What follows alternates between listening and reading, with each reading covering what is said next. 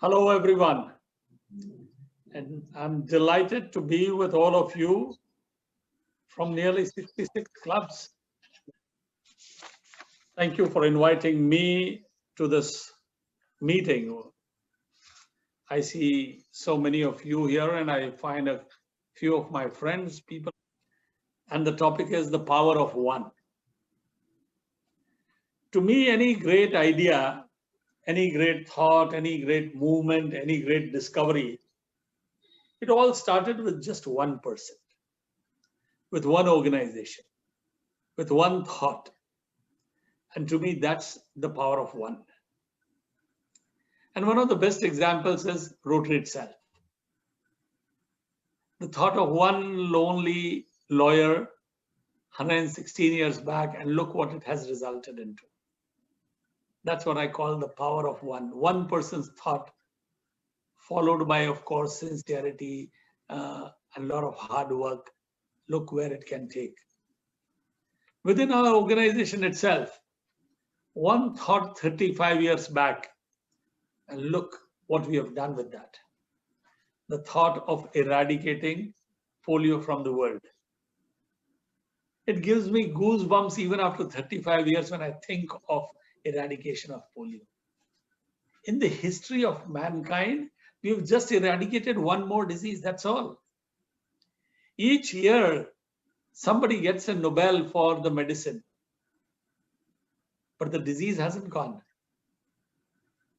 And it's about to go, and we're this close. And who's taken the initiative? A non-governmental organization. It's not WHO, it's not UNICEF that started, it was Rotary that started. And that's what is important, the power of one thought. So it's very important that we should be ready to take that one step forward. And all it takes is courage, I feel. Not a lot of calculation, not too much of thinking. Sheer courage, passion, sincerity is all that is needed, and especially so in voluntary organizations like ours. Imagine if 35 years back, somebody told them that in the year 2020, you will have to raise $2.2 billion more. Would they have ever thought of eradicating polio? Or even if somebody told them it's going to take you 35 years plus another 5 years at least for it to be, if even we have the last case today, we will still take 3 to 4 years to be declared as a polio-free world. Would anybody take a program which is going to last for 40 years and which is going to cost this much money? But courage is what it takes, and that's what is important. That's what I call the power of one. And I was introduced to this thought about 15 years back. I went to the wedding of the son of past Rotary International President Kalyan Banerjee. Kalyan Banerjee lives in a small town in India, okay, small by Indian context. 200,000 people lived in that town, which is extremely small in comparison to where I live, for example, which is among the bigger cities in India. We have 12 million to 15 million people, and that had only 200,000 people. So I had gone for the wedding, but because we had some time, they took us around to show the work of Rotary. There was just one Rotary Club, and which was called the Rotary Club of Vapi. It had 54 members 15 years back, and then they started showing me their projects, the work that they've done. And they said, when we came here and we settled in this industrial town, there were no schools, there were no hospitals, but we came with our families, so we had to put our children to some school. So we built a school. This was a kindergarten school, then it became a primary school, then a secondary level school. And friends, today one has to go and see that school. It is good for 2,000 children and worthy of my children or grandchildren to go and study there. It's that good a school they have created. And then they realized, well, when the children are going to pass out of the school, where will they go? They need a college. So they started the first college, then the second college, then the third, fourth, fifth, Sixth, 7 colleges, all by one Rotary Club, which today has 80 members. That's what I call the power of one. One small club with just 80 members, it has started 7 colleges, including a nursing college. A nursing college means it has to be attached to at least a 100-bedded hospital. So once they showed me these colleges, etc., they took me to a hospital and they told me the story. They said, we had taken care of the educational part, but our children needed medical care also. We needed medical care. So we started a clinic. And this is what has turned out of that clinic. Friends, now they have a 200-bedded hospital there, all by one Rotary Club. I was so impressed. That visit to that wedding, it changed the way I thought in Rotary. And I came back so impressed. I felt as if I'd gone on a pilgrimage. It changed my thought process altogether about life, about doing work in Rotary. And I said, okay, we may not, I live in a bigger city. We may not be able to do exactly what they did, but we will do something on those lines. And we started at my own Rotary Club that each year we will take up some flagship project, a flagship project worthy enough to be scaled up to the national level. So I started with the Gift of Life program. That time in India, there were no heart surgeries being done for the children. And I still remember I was struggling, trying to find out how to do. I'm not a doctor. I have no clue about medicine or biology at all. And I was told the left ventricle, the right ventricle, and there is a valve. These were things I couldn't even understand. By the time I could understand even 1% of it, I got news that the children who were waiting to come to Calcutta for getting their surgery done, one of them died. And I was shaken absolutely. That because of lack of knowledge that I had for this purpose, there was a child wanting to get a heart surgery done. I may have been able to help, and I took a pledge that I'll help every child that I can with heart surgeries. Friends, what started about 15 years back with my club president helped, that year my club president was a thoracic expert. And he said, Shekhar, we want to do heart surgeries for children. I said, wow, I needed somebody to show me the way. And here he is. And he said, I said, how many surgeries do we want to do? He said, let's do for 6 children. He said, wow, we'll do that. But we had not accounted for the power of one. This time it was the power of my Rotary Club. We ended up doing 66 and not 6 heart surgeries. And friends, thereafter, each year my club has done more than 100. My club has done till now more than 2,500 heart surgeries. And it's great to see Doug Wilson, my friend who's done so many projects with me. Good to see you, Doug. And it so happened when I became the member of the board of directors, the state that I live in, the chief minister, which is quite like the governor of your states, was just newly elected. I went to meet her. I said, okay, my gift to you from Rotary, the first time I'm coming, is that you can refer 100 children to us if they come to you, and you being the chief minister, a lot of requests come for free heart surgeries, etc. We'll do them for you. Friends, over the next 2 years' time, she sent us 200 children.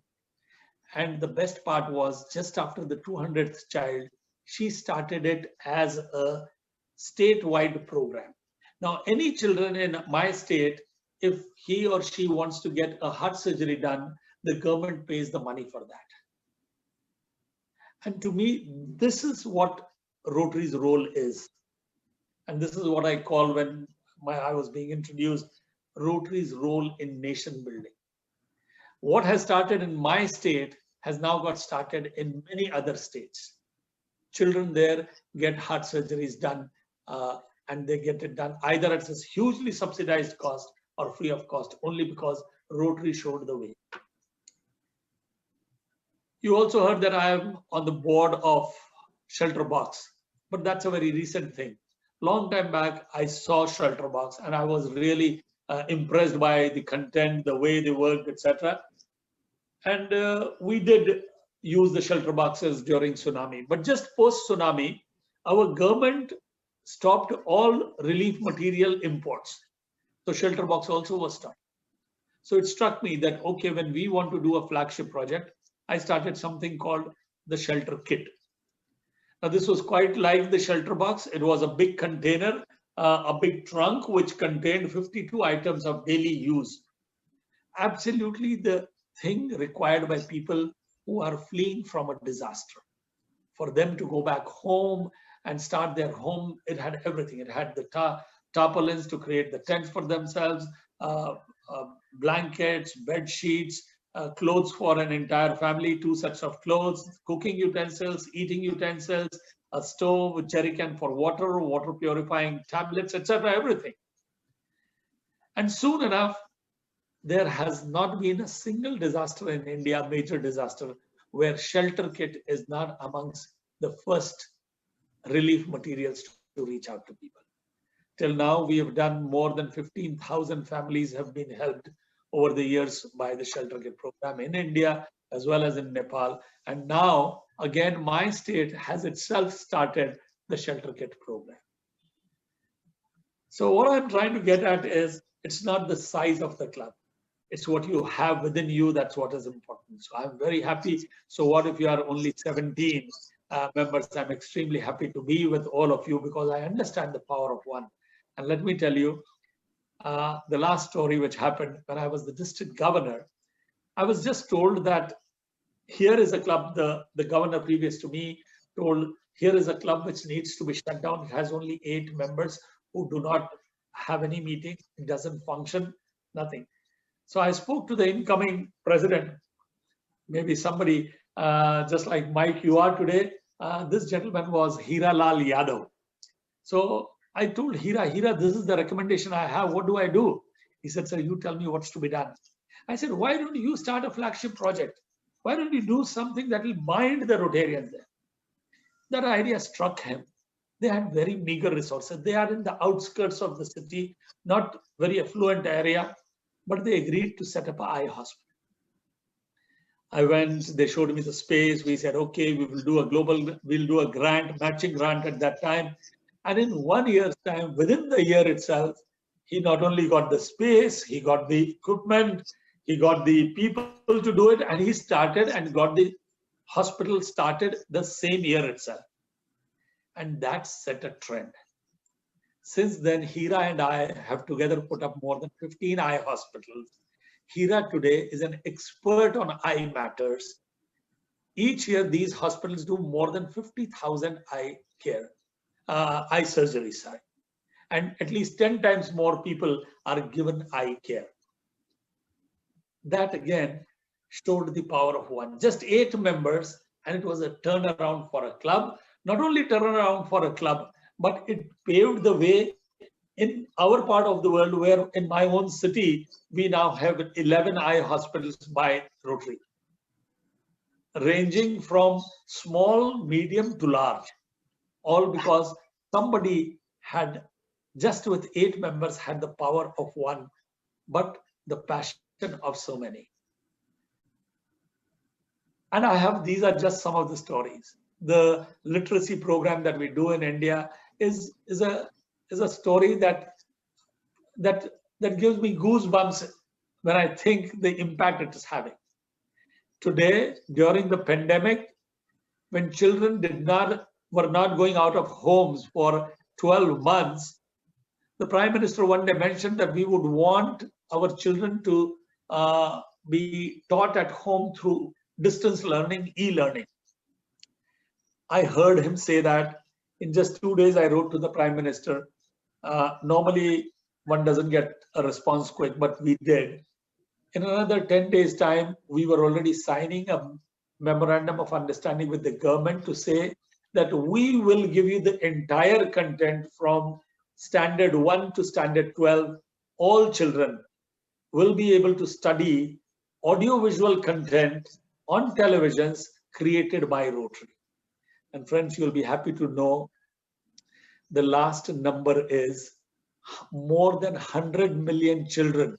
Every day they get to know the name. Even today, They get to know the name of Rotary, because after each episode, we call them episodes because they are being telecast on television.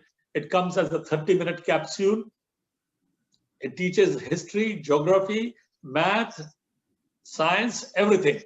And these are some of the best contents, but created again by Rotary and given to the government of India. 100 million children every day, at least 3 to 4 to 5 times, read the name, presented by Rotary India Literacy Mission. Again, just one thought, power of just one Rotary India Literacy Mission. And this is just one. Our next aim is, we have told to the government of India that in the next 73 months, we will do what various governments have not done in 73 years, and that is making India totally literate. And friends, that is the mission that has been taken up by Rotary. Rotary now advises various state governments as far as literacy matters are concerned. So I am a strong believer that if you have a crazy idea, go ahead with it. Don't worry where the money will come from, where the resources will come from, because Gandhi said, find the goal and the means will follow. I have followed Gandhi and the means have followed me. Not once, but always. I've yet to come across a good project which has got stuck because of lack of money. If you have sincerity of purpose, and if you have the right purpose, the right goal, we will definitely achieve. And that's what I call the power of one. Thank you. Oh, Shekhar, thank you. Those were great words. You are a passionate speaker, and the power of one message is so timely right now. Many Rotary clubs are 20 or less, and many of them also have, I'll say this in the nicest way possible, aging members who have been members for many, many years. How do we inspire those members to come up with those ideas and have the passion and energy that you described so eloquently with those stories? I think every club, everybody who's on this call has stories of what their clubs have accomplished. But I think, because of our demographics, sometimes we don't have that spark or that passion or that energy. What can you empower our membership with, or our leaders on this call, to bring back to their clubs to get that passion? So I think the reason people want to join Rotary are primarily 2 or 3. One, of course, for fellowship, making friends. That's what I joined Rotary for. I was just 25 years old. Service was the last thing on my mind. I had no clue what the problems of other people were. I wouldn't even know that till I joined Rotary and started working for other people. But the ultimate reason why people tick in some parts of the world, not necessarily the entire world, because there may not be needs at other parts of the world. I come from a part of the world where there is a lot of need for organizations like Rotary to help out, join hands with the government when possible. Even if they do not join hands, the contribution that the organizations like Rotary make help the community. So when the work gets done, it gives huge satisfaction, tremendous satisfaction. So one thing I keep saying, and especially to my friends in America, in Europe, in Australia, where you do not have so many opportunities of showcasing the work that you are doing, or getting that satisfaction of trying to, let's say, get some heart surgeries done for people, or eye surgeries done for people. I know of a center in Calcutta supported by Rotary where people come crawling because they have no legs. But they get fitted with 2 artificial limbs, and when they go back, they have tears rolling down their cheeks, and so do we. I mean, it doesn't cost much, but you may not have those opportunities. So I say use technology. Today, we can connect. We are not in the same city, but we can connect. And it's great to see Doug Wilson, my friend who's done so many projects with me. Good to see you, Doug.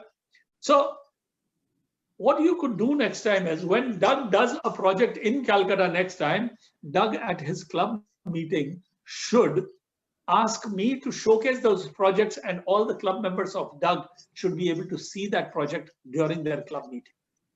So you are not just funding a project, you are overseeing the project, you are participating in the project, you are meeting the beneficiaries. I tell you, it's a different feeling altogether. Let's start doing that. The virtual world, the pandemic, one of these silver linings is this connectivity, and let's use this connectivity to do service programs and projects across the world. When you do it, Mike, and you're here, you do it anywhere, let your club members participate, not just write checks to the Rotary Foundation for that project. So I think when people start getting into those service projects, it binds people. I gave you the example of that Rotary Club of Hooghly, which started this eye hospital. The membership has gone up, people are stuck, and they have a purpose, they have a cause.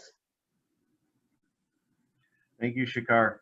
You're a very busy professional person, and given your involvement in running your company and being successful in Rotary, I'm wondering, how do you balance work and life responsibilities, and what has been the most significant barrier in your Rotary career? How do you balance all of those different things? No barrier at all as far as Rotary is concerned. I always have done whatever I wanted to. My club has been hugely supportive. There has been need, and we have been able to meet those needs. When you work for the work and not for the positions, I think that's when there are no barriers. That's what I've always believed in. When I was asked this question at my interview during the presidentship interview also, I said the same thing. When I became a member, I never thought I'll become the club president. When I became the club president, I didn't even desire to become the district governor. But it happens. When you become the district governor, you don't think in terms of becoming the director. And nor did I think in terms of presidentship when I became the director. It happens, each of these positions, I look at positions where my horizon widens, and I think we should be able to do more work. My family has been hugely supportive. My parents both were involved with Lions. They were both very active members of Lions, so they understood it. Yes, work does suffer at times. Had I not been so involved with Rotary, I have only 24 hours in a day, I would have given more time to my business, but I decided my horizon in life now is to do good in this world. And that's what Rashi and I both have decided about 15 years back, that we'll dedicate our lives not for earning for ourselves, we have enough for that, but for doing for others. So it's been easy, no problems. Business takes care of itself. We have people, they take care of it. I have worked hard for the business, I know, but now the people can look after it. I look after other people. Congratulations. It's a very great message, and thank you for your passion to our organization and changing the world. What advice do you give to the next generation of Rotary leaders, those club presidents that may someday be a district governor, and those district governors that may someday be a zone leadership position? What's the advice?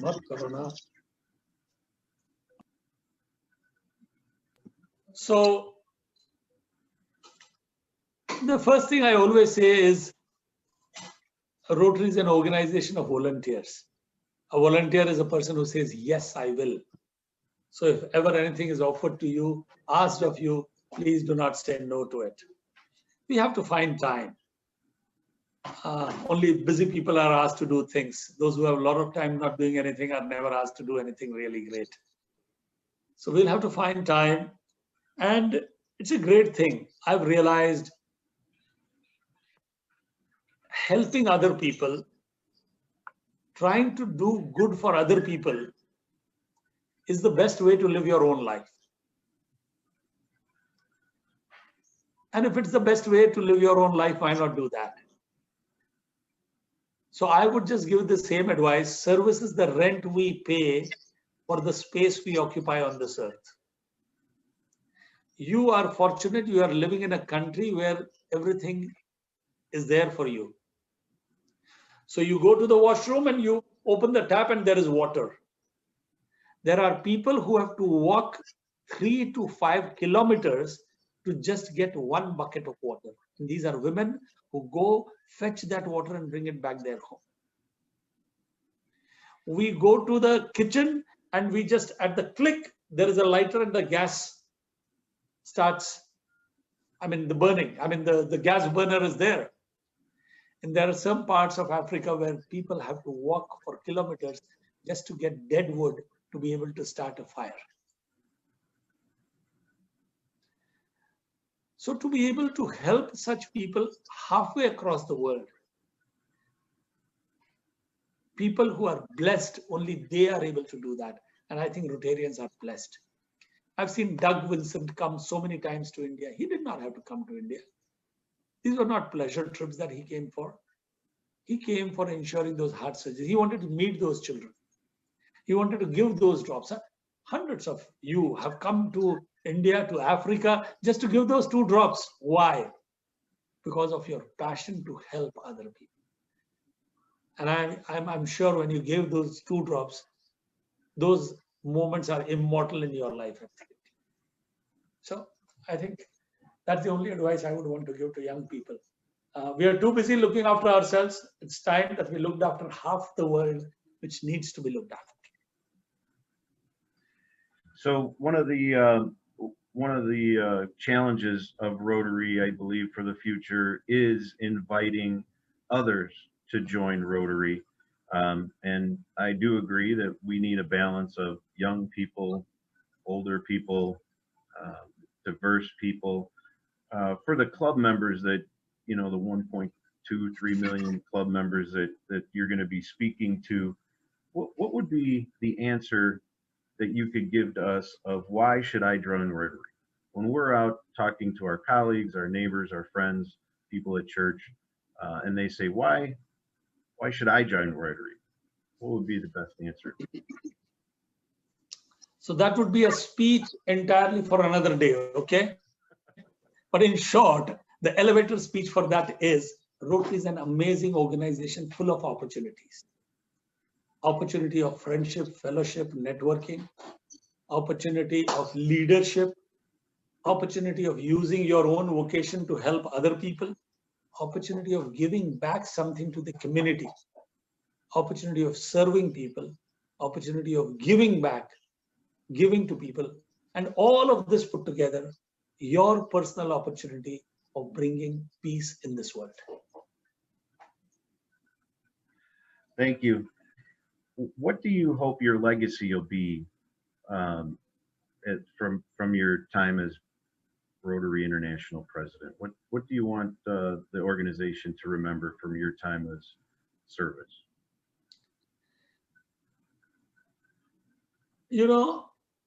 I am normally a man who thinks in terms of projects, programs, service activities. But I never thought that if at all I'll be in this position, membership will become such a big issue for me. And I think the lasting legacy that we would be able to, all of us together would be able to leave is a growth in our membership. And I tell this at some of the worst possible times for membership. We are losing members. The pandemic is not helping at all. We are losing more members now than ever in the last 10, 15 years. And yet I'm saying, I have had enough of this 1.2 million phrase. Can't be 1.2 million each, just do one thing. Get one member into Rotary. That's all, nothing else. So I would ask Mariana, Deborah, Betsy, David, Alka, all of us, Tom Gum, can we all, including Kevin, Alan, Stab, Doug, Shekhar, can we get just one member to Rotary in the next 17 months? Are you with me? So those of you who are, will you raise your hands? Yes, I will. Yes, I will. And just look at this picture. I have such 100 pictures. Today I haven't taken a picture. Normally I do. I have more than 100 pictures. So all my Zoom pictures are with people with their raised hands. People will ask, what is this happening? That's when they've all committed. I've asked this question to 20,000 Rotarians across the world. physically as well as on Zoom call. All we need to do is remember that I raised this hand and fulfill my promise. In 17 months, we can change what we have not been able to change in 17 years. For the last 17 years, our membership is at 1.2 million. If each of us got just one member, it will go to an astronomical figure. We don't want to reach there. 1.3 million is good enough. And if I can get that, I can lead everybody to do that, then I think that's the legacy I would like to leave. That is an amazing legacy, because if we can move our organization forward, we can do so much more to impact all of our global neighbors. And I couldn't imagine a better legacy to leave. So thank you for your words today. Thank you for coming to speak with us. I wanted to invite District Governor Lyle. Well, I would like to thank President-elect Shekhar for your inspiration. You know, you've reminded us from your stories and from your own experience, the good that we can accomplish is amplified if we are sincere and brave, and if we are audacious. And I have to say that on this call today, we have many examples of that bravery and sincerity and audaciousness. I want to welcome our current and past directors of Rotary International. I would like to welcome our current and past, and especially our future district governors especially those that will serve with you.